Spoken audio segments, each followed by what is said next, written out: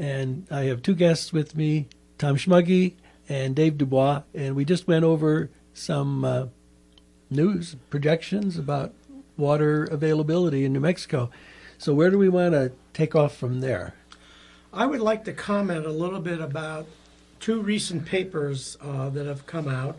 One of them was by Brad Udall and Jonathan Overpreck. Brad Udall is the senator's cousin, and he looked at the stream flow in the upper Colorado River and has found that in the last 20 years since from 2000 to 2014, the runoff in the Colorado River is 20% below what it had been in the previous century, and they attribute that a third of that drop, a third to a half of that decrease, is due to the increased temperature causing higher evaporation rates. In a similar study, also in the upper Colorado, Greg McCabe from the USGS office in Denver found that the ratio of runoff to precipitation in the upper Colorado River Basin has also declined at the same time as the surface air temperature has increased. And so they don't make any claim that it's necessarily due to global warming, but they show that the surface temperature, the air temperature in that area has increased, and this fraction of runoff to precipitation has decreased. So the implication is that the temperature has something to do with it.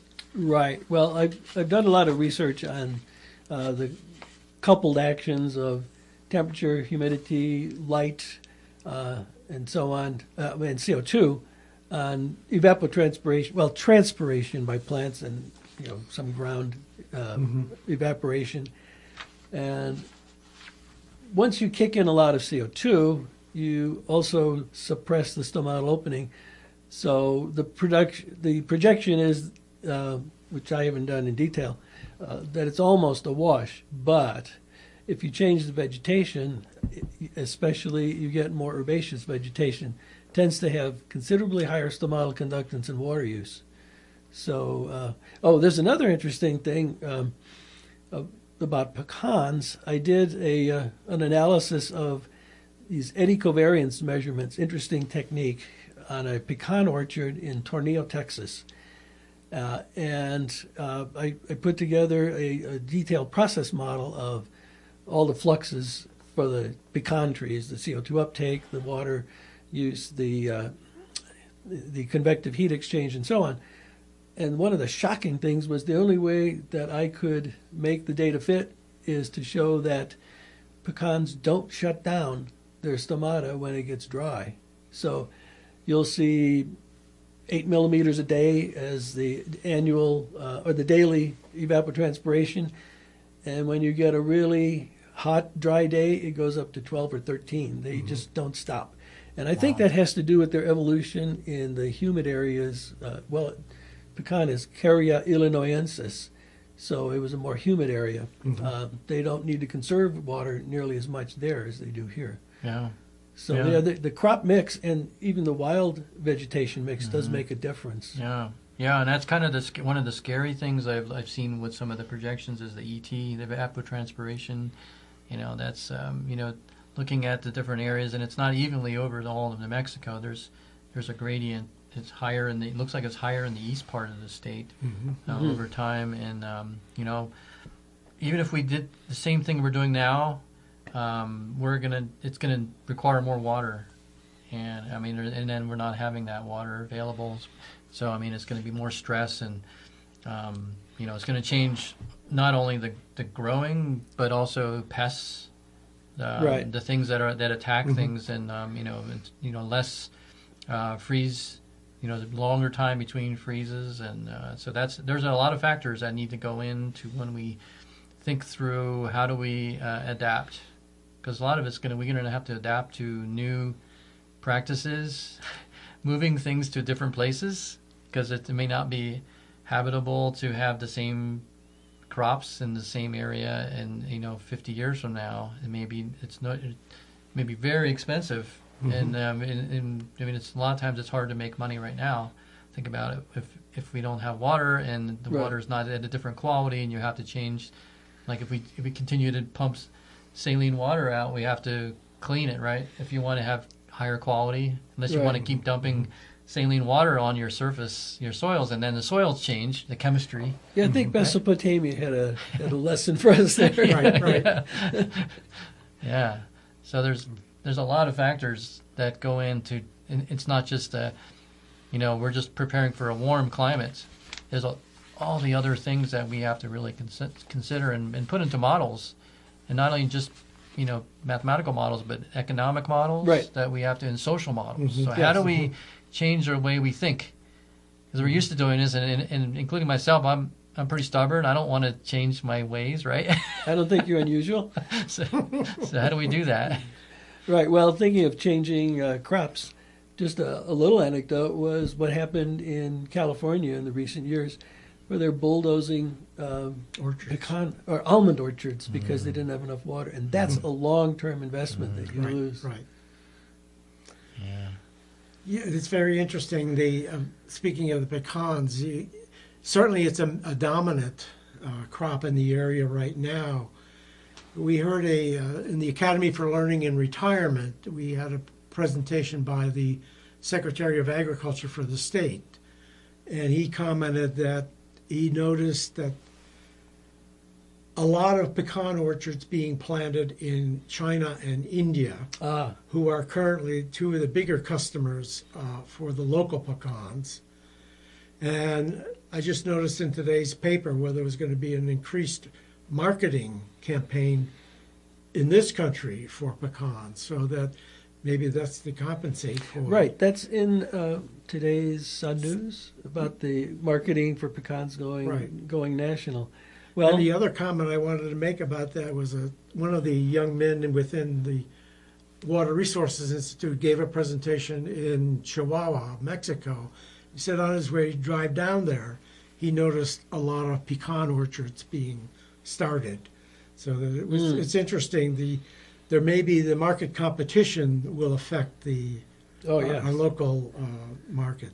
Well, Llewellyn and I visited China along with our son and his then girlfriend, now his wife, and we were asking for suggestions about what to bring as gifts to her family and friends. And the answer was pecans, because they're a very prestigious gift. And now if China starts growing its own pecans, that will make a huge change for us. Yeah. Well, at least locally, Right.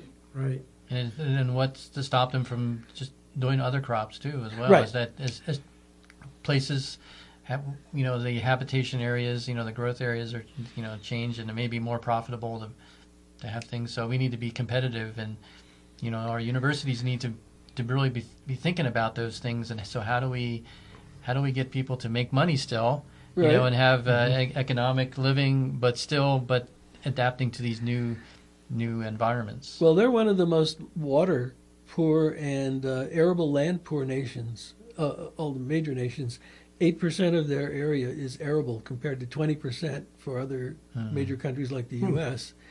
Beijing is at 1/10 of what the World Health Organization considers as the requirement for per capita water use. And the Chinese themselves admit that 80 to 90% of their aquifers are contaminated with, you name it, heavy metals, pesticides, and so on. That's a concern for consumers outside of China. Right. So when I look at a product, I say tilapia, China, I say no thanks, because I've had my RDA of cadmium already. Right. That's a really good point. I mean, that their water, their air is a whole different, in terms of the quality and how they do things. And so that's an equity. It's like, is it, you can buy it cheaper there, but what are you getting? Right. Well, there was a report, was it The Lancet, a couple months ago, saying that something like, I don't know how many millions of deaths annually worldwide are attributable to pollution, air, water, and soil. Right. Yeah. Again, the air deposits on the soil. And if you get a lot of it, we've gone through that when we went through the acid rain rules that we've gone through decades ago, and it changes the water because of the air is polluted. And it's a cycle, right? The hydrologic cycle, the pollution cycle. Whatever gets emitted will eventually fall down, Right. and Come back down to haunt us. Come down to haunt you, and your water you drink, or it's in your lungs. Right. Right. Yeah. Well, Tom, you've done some really interesting stuff with remote sensing recently, right? Well, I don't know that I would say that, but as the Water Resources Research Institute has a project trying to come up with a state water budget. In other words, trying to look at the balance between what comes in and what goes out. And the problem we have, I think, is that the two biggest components are really hard to determine. Precipitation, we have a reasonable estimate of precipitation for the state. It's on the order of 100 million acre feet every year. But where does it all go? I mean, the state engineer says that we use on the order of 4 million acre feet for agriculture, M&I&E, and everything else. So where does the rest of it go? And the obvious answer is it evaporates, evapotranspiration. And evapotranspiration is hard to measure even locally or on the ground at a point, let alone over the whole state.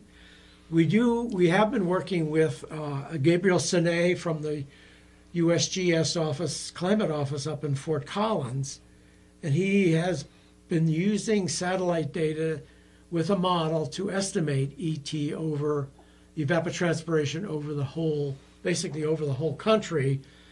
He initially did it primarily for the entire Colorado River Basin, and we've contacted him and gotten information and data for New Mexico.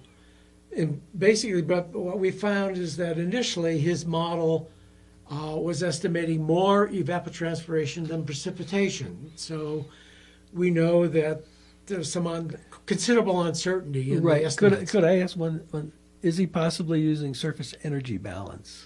Correct. He's and that one has no accounting for stress that reduces water use by vegetation. That's true. That's true. Oh, and one more thing. We're all familiar with the term evapotranspiration, so you want to clarify it for people who haven't run into it. Right. Evapotranspiration is the combination of evaporation from soil or direct evaporation from water body plus the transpiration from the plant. So that when you're looking at a plot which contains vegetation and bare soil, we speak of it as evapotranspiration, as the combination of the two. So that if you have a field which is sort of completely covered, most of it will be transpiration from the plant. So we've looked at his model and a couple other models for estimating ET for the state. I think we still have a long way to go on that. And that's about all we've done with road sensing. Okay, so it's just about time for another little break here.